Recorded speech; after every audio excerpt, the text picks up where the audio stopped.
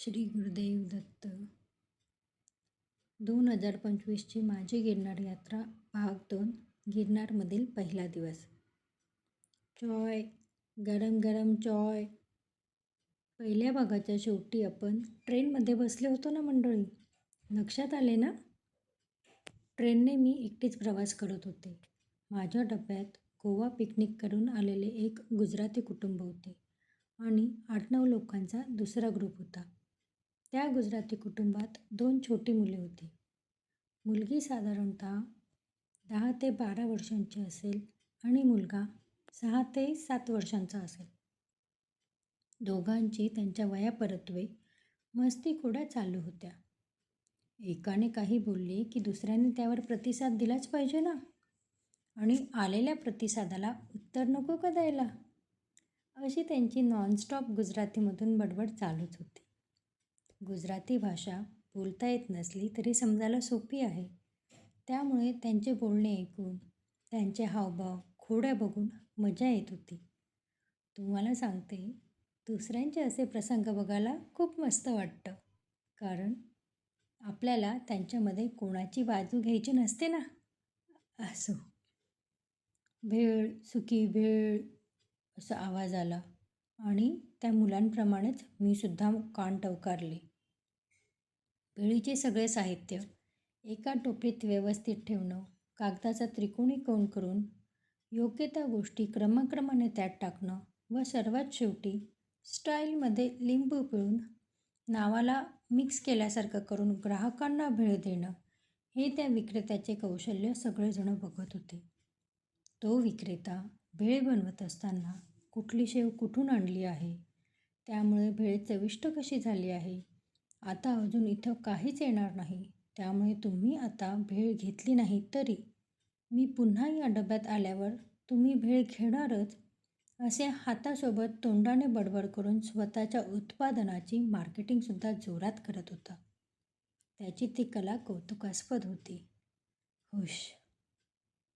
10-15 मिनिटांच्या प्रतीक्षेनंतर मिळाली मला एकदाची भेळ.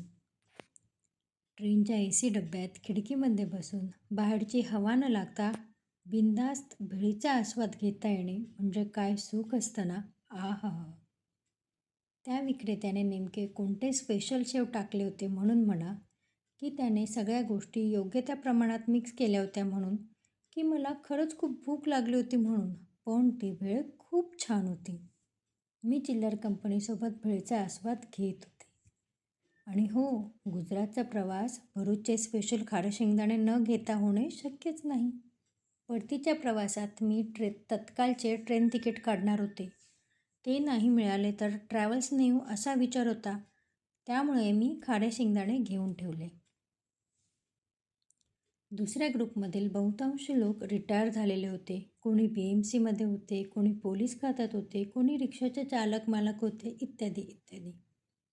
त्यांच्या मित्रत्वाच्या दिलखुलास गप्पा रंगल्या होत्या. तेही गिरनार परिक्रमेसाठी जात होते. त्यांच्यामध्ये 3 ते 5 जणांना RAC म्हणजेच रिझर्वेशन अगेन्स्ट कॅन्सलेशनचे तिकीट मिळाले होते. ती तिकिटे कन्फर्म होतील का, झोपायला सीट मिळेल का, TC कधी येतो, TC आल्यावर त्याच्यासोबत सीट ॲडजस्टमेंट कसे करावे, असा बराच कल्ला चालू होता.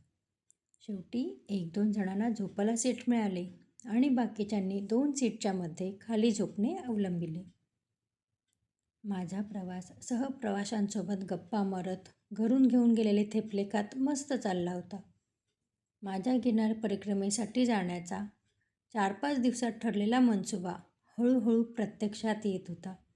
मी गिरनार परिक्रमेसाठी कन्फर्म तिकीट मिळून ट्रेनने जात आहे हा विचारच खूप सुखावह होता. शिवाय वृषालीताईंनी माझी राहण्याची सोय करून ठेवली होती. दुसरा ग्रुप मला तिथे भेटणार होता, त्यामुळे पुढचे सगळे सुरळीतच होईल अशी आशा होती. मला रात्री शांत झोप लागली. सकाळी साधारणतः 6च्या सुमारास मी जुनागड स्टेशनला उतरले. जुनागड स्टेशनला आमच्याच ट्रेनने प्रवास करणारे आणि परिक्रमेसाठी येणारे खूप प्रवासी होते.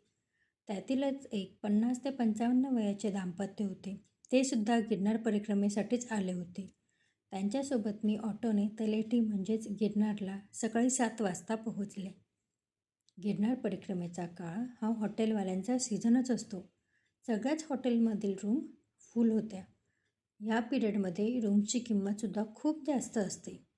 आमच्या ग्रुपची सोय डॉर्मेटरीमध्ये केली होती. आमच्या ग्रुपने मीच सर्वात प्रथम पोहोचल्यामुळे आणि डॉर्मेटरीमध्ये त्यावेळेस सगळे पुरुष मंडळी असल्यामुळे हॉटेल मालकाने मला एका रूममध्ये स्नानाची व्यवस्था करून दिली. मी 20 मिनिटात रेडी होऊन माझी बॅग हॉटेल केबिनमध्ये ठेवली. आता तलेटीचे, भवनाथ आणि लंबे हनुमान मंदिरांचे दर्शन घेऊन यावे व नंतर काय करावे असा विचार करत मी हॉटेलच्या लॉबीमध्ये बसले होते. हॉटेल मालक वृषालीताईंना खूप छान ओळखत होता व मागच्या वेळेस माझीसुद्धा त्यांच्याशी तोंडओळख झाली होती. त्यांनी मला सांगितले, इथं वाट बघत बसण्यापेक्षा जवळच सोमनाथ आहे. जुनागड सोमनाथ, सोमनाथ जुनागड अशा लोकल गाड्या सतत चालू असतात. तुम्ही एकट्या असल्या तरी काही प्रॉब्लेम नाही. तुम्ही बिनदिक्कत संध्याकाळी 5 ते 6 वाजेपर्यंत आरामात सोमनाथला जाऊन येऊ शकता. मागच्या गिरनार यात्रेच्या वेळेस मी सोमनाथला गेले होते. त्याच्यामुळे मला बऱ्यापैकी माहिती होती. इथं दिवसभर बसून येणाऱ्या ग्रुपची वाट बघण्यापेक्षा सोमनाथला जाऊन येऊ असा मी विचार केला. मग काय, चलो सोमनाथ. हर हर महादेव. अरे, कुठे चाललात? सोमनाथला आपण पुढील भागात जाणार आहोत. त्याआधी मी हे ऑडिओ व्हिडिओ चॅनल का सुरू केले त्याचे कारण सांगते. मी मागच्या वेळेस गिरनारला जाऊन आले होते. त्यावेळेसच सिनियर सिटिझन्स जे माझे नातेवाईक आणि मित्रमंडळीसुद्धा आहेत त्यांनी मला विचारले, आम्ही अमुक अमुक कारणामुळे गिरनारला जाऊ शकत नाही. तू आम्हाला ते नक्की कसे आहे ते सांगशील का? आपल्या ओळखीच्या व्यक्तींचे अनुभव ऐकायला खरंच खूप आनंद आणि उत्सुकता असते. पण बऱ्याच वेळा वेळेअभावी अथवा अन्य कारणांमुळे मी ते सविस्तर सांगू शकत नव्हते. म्हणून मी ह्या गिरनार यात्रेनंतर माझे मनोगत मराठीमध्ये लिहून त्यांना पाठवले. त्यांना खूप खूप आनंद झाला आणि त्यांनी खूप छान छान अभिप्राय दिले. म्हणून मी ते लिखाण सो कॉल्ड जेनझी जनरेशनला सुद्धा पाठवले. पण असे लक्षात आले की ही बदमाश पिढी मोबाईलवरती बाकीच्या सगळ्या गोष्टी करतील, पण मराठी वाचता येत असूनसुद्धा 15 मिनिटे मराठी वाचनासाठी देत नाहीत. म्हणून वाचकांसाठी व श्रोत्यांसाठी सोयीस्कर मार्ग म्हणून मी हे ऑडिओ व्हिडिओ चॅनल सुरू करण्याचा निर्णय घेतला. त्याला तुमचा आत्तापर्यंत मिळालेला भरभरून प्रतिसाद हे मला माझे छंद जोपासायला नक्कीच प्रेरणादायी ठरत आहे.